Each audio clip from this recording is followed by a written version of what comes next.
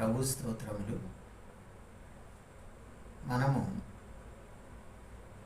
సమస్యలలో, అలాగే కష్టాలలో, ఇరుకులలో ఉన్నప్పుడు మనుషుల వైపు చూస్తూ వారినే మనము నమ్ముకుంటాం.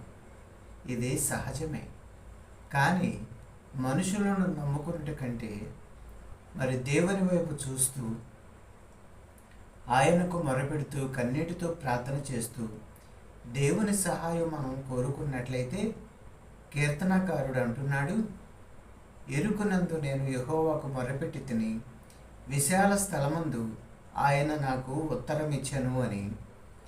కీర్తనల గ్రంథం 118వ అధ్యాయం 5వ వచనములో వ్రాయబడి ఉంది.